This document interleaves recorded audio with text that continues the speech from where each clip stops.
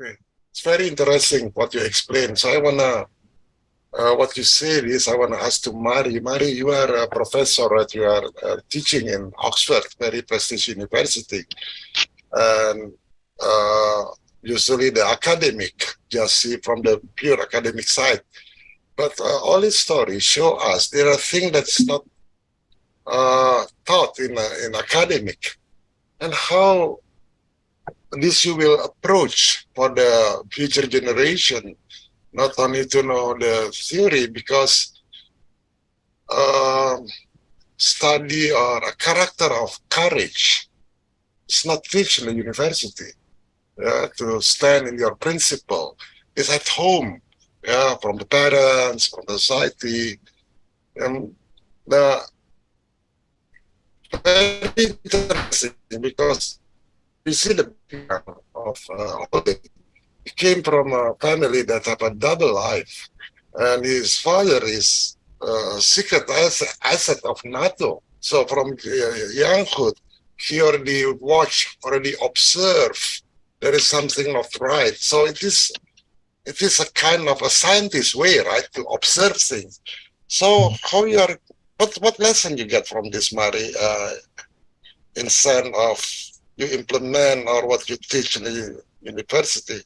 Because I know you want you give always the best to your student, but sometimes also an element, a character like this, it's not possible to teach this kind of thing, right? Or it's possible? Well, thank you. Fear, for example.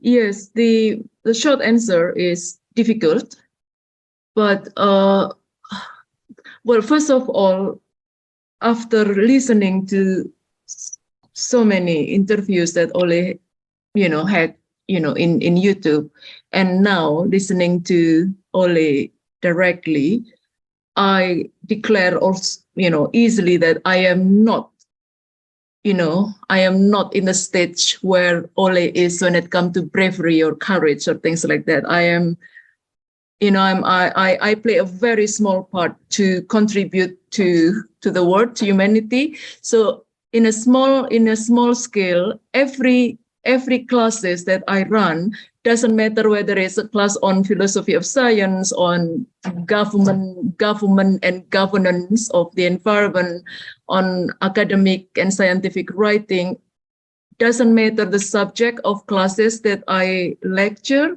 I always insert, in a way, spirituality, meaning of life, and, to encourage students to actually put much higher resolution of intention of what they do. So I always say, do not, listen to my classes or conduct the exam only for the marking, but just put a higher resolution of intention to contribute, to the academic world through your, students' thinking or research.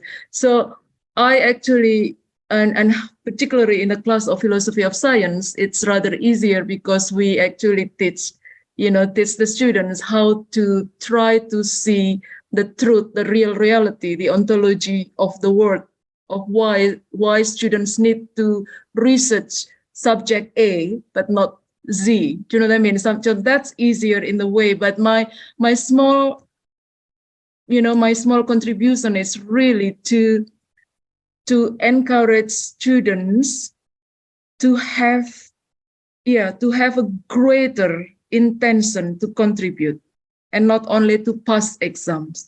So that's basically what I do. It's a very small thing compared to what you, Richard, and Ole, and most others do in this room, for example. I also questions myself often whether my work in Oxford or at University of Indonesia actually has great impact or sufficient impact. Whether I should continue what I do, because I feel that the impact may not be as great as what I want to, but here we are. So yeah, thank you. That's my answer. Yeah, you any comment on that, Ole? I think don't underestimate what you do. If you're a good teacher, that can have an incredible impact.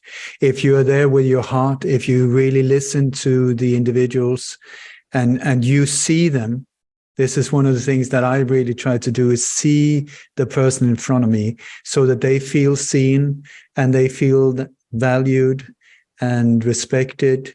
That have a much bigger impact than a few pages in a book, that goes in through that ear and out the other. So don't underestimate what you're doing. I just want to say also that I was actually scheduled for a 75 university tour in England when COVID happened. I think it was 75 of these ones that I'd been asked if I wanted to do them. I said, go, go, go. And boom, in came Operation COVID. So that stopped very fast. But I mean, I'm anywhere I can make a difference, count me in, And I want to say with Gladiator, the thing with Gladiator, once again, is that he was showing, I think, the way of a real leader in the front. He was in the front. He was exposing himself to risks, to dangers, and he was leading his men and women in that direction. What we see nowadays is that the leaders are hiding behind curtains and locked doors and with diapers on, not doing anything themselves, instead sending out people into horrible situations where they're damaging themselves forever and ever. Not right. You have to, and I am so not a leader, I can tell you that. I can't even make people, if we're 4 people, I can't even make them, agree on what type of pizza to order. So I'm not saying that. I'm saying that what we can focus on is trying to just live our life the best way we can do. And hopefully, if these values are good, then it will spread. So I think you are affecting a lot of your students without knowing it. Yes, Mary is too humble, Yeah. but also honest, dishonest. So there is a word of encouragement for you, Ore, from Hashim. He said, your fear is human. Keeping up fight with your fears through courage. You are a real hero, Ole. Daniel also sent a message. The ideal government is when every human have the capability to govern themselves. I think this is very true. Yeah, I agree. Daniel give a lot of word of wisdom,